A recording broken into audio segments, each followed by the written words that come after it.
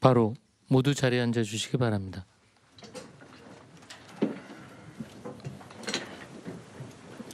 제36회 국무회의입니다. 대통령님께서 개회 선언과 함께 모두 말씀을 하시겠습니다.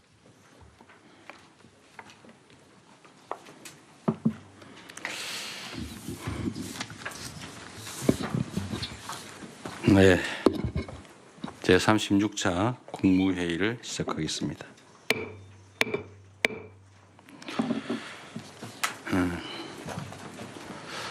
휴가를 잠시 갔다 왔더니 꽤 오랫동안 못 뵀던 것 같습니다. 별로 그렇게 안 반갑죠? 네, 제가 휴가 동안에 이런저런 뉴스도 보고 하다 보니까 참 안타까운 일이 계속 벌어지는 게 참 그랬습니다. 우리 대한민국에는 죽음이 너무 많습니다. 전 세계적으로 자살률이 가장 높다고 합니다. 뭐 여러 가지 이유가 있는 건 다 아실 것 같습니다. 교통사고 사망도 많이 줄긴 했는데 여전히 많은 편이고, 각종 재해 사고사도 상당히 많은 편에 속하는 것 같고요.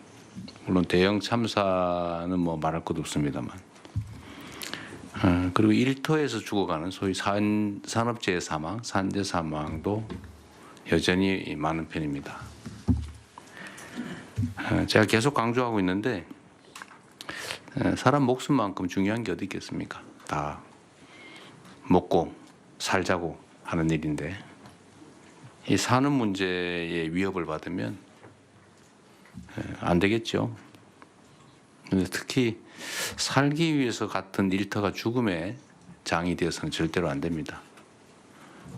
그런데 그게 불가피하면 모르겠는데, 뭐 불가피하면, 피할 수 없다면 어쩔 수가 없겠죠. 그러나 피할 수 있는데 피하지 않았다든지, 특히 돈을 벌기 위해서, 비용을 줄이기 위해서, 지출해야 될 비용을 아끼기 위해서 누군가의 목숨을 빼앗는다고 하는 것은, 그건 저는 전에도 말씀드렸습니다만 이게 일종의 미필적 고의의 살인 또는 사회적 타살이다, 이런 생각이 듭니다. 전에 우리 토론할 때 산업안전보건법이 정하는 안전규정을 지키지 않았을 때 처벌 규정이 있냐 없냐 확인했는데, 그 후에 보니까 처벌 규정이 준비가 되어 있더군요. 5년 이하 징역 이렇게. 그래서 안전조치 없이 작업을 하는 거를 당연시하고, 뭐 사고 나면 그때 비로소 안전조치를 했나, 규정을 지켰는가, 이런 걸 확인하는 경향이 있던데, 이거 사전적으로 예방해야 되지 않을까 싶어요. 근데 안전조치를 왜 안 하느냐? 뭐 근본적으로 따져보면 돈 때문이죠. 결국 목숨보다 돈을 더 귀하게 여기는 이 잘못된 풍토가 근본적 원인인 것 같습니다. 결국 해결책은 그런 것 같아요. 뒤집어서 노동을 하는 데서 비용을 아끼기 위해서 안전조치를 안 하는 것은 바보짓이다 라는 생각이 들게 하면 되는 거죠. 그게 더 손해가 되게 하면 되는 겁니다. 그래서 제가 특공대라고 했는데, 일상적으로 산업 현장들을 점검을 해가지고 필요한 안전조치를 안 하고 작업을 하면 그 자체를 엄정하게 제재해야 되지 않을까 싶어요. 그리고 가장 많은 쪽이 사실은 건설 현장 같은데, 건설 현장은 누차 하도급, 재하도급, 이게 또 원인이잖아요. 자꾸 하도급이 반복되면서 자꾸 실제 공사비가 줄어들다 보니까 나중에는 전체 원 공사비의 절반 가까운 수준으로 떨어진다고 합니다. 그냥 안전조치를 할 수가 없죠.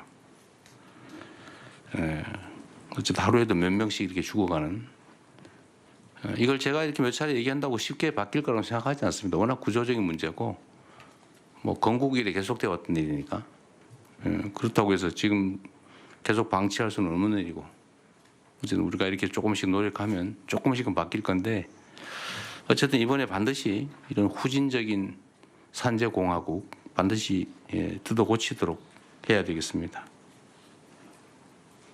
이때까지 그 논란되던 것 중에 위험의 외주화, 위험한 작업은 하청을 두거나 외주를 준다. 이것도 지금 논란을 하다가 지금 어떻게 되는지 모르겠는데 이것도 결코 바람직하지 않은 일이죠. 책임은 안 지고 이익은 보겠다고 하는 거 옳지 않죠.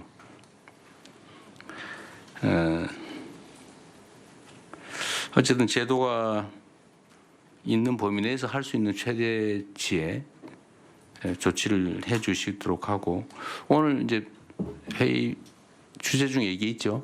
다시 한번 실제로 어떤 게 가능한지 체크해 보겠습니다. 필요하면 관련 법을 개정해서라도 이런 후진적인 산재공화국을 반드시 벗어나도록 해야 되겠습니다. 또 비슷한 측면의 문제이긴 한데요.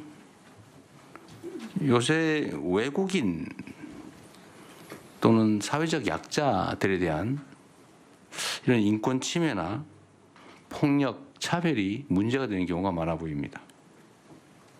최근에 우리 사회 일각에서 특히 외국인들에 대한 혐오, 차별, 폭력 이런 것들이 잇따르고 있습니다. 얼마 전에 보니까 대림동 또 중국 외교 공간 앞에서 표현의 자유라고 하기가 어려운 표현의 자유를 넘어서는 욕설과 폭력이 난무하는 혐오 시위 이런 게 벌어지기도 했습니다.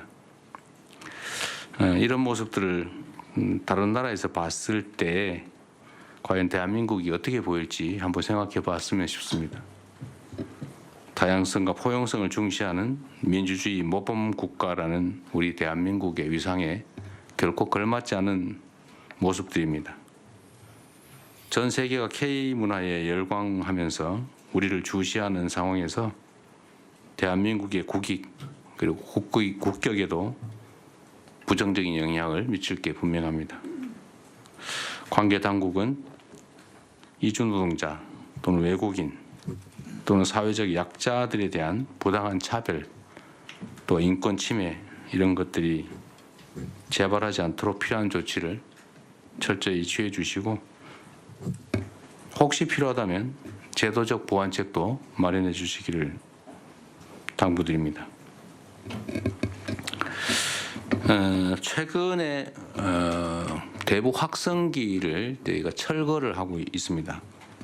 근데 이게 뭐 전체인지 아닌지 모르지만 북측에서도 일부 확성기를 철거하고 있다고 합니다. 대한민국의 조치에 맞춰서 북측도 이 불필요하고 비용 드는 확성기를 상호 철거했으면 좋겠습니다. 6월 달에 비방 방송을 우리가 먼저 중단하니까 그쪽도 중단을 했습니다. 이렇게 상호적인 조치를 통해서 남북 간의 대화와 소통이 조금씩 열려가기를 바라고 저는 대한민국 이 한반도의 그 남북 관계가 서로에게 피해를 끼치는 관계가 아니라 서로에게 도움되는 관계로 전환됐으면 좋겠다는 그런 말씀을 드립니다. 이렇게 분단이 돼서 군사적 대결을 하느라고 엄청난 비용을 지불하는 것도 사실은 서로에게 힘든 일인데 굳이 또 서로에게 고통을 가하고 서로에게 피해를 입히고 이렇게까지 할 필요가 있겠냐라는 생각이 듭니다. 가급적이면 대화도 소통도 다시 시작해서 서로에게 도움이 되는 그런 관계로 또 평화와 안정이 뒷받침되는 한반도를 통해서 각자의 경제적 환경도 개선했으면 좋겠다는 말씀을 드립니다. 이상입니다. 네, 이후 회의는 국무총리께서 진행해 주시겠습니다. 의안 심의는 비공개로 진행되오니 언론인 여러분께서는 협조해 주시기 바랍니다.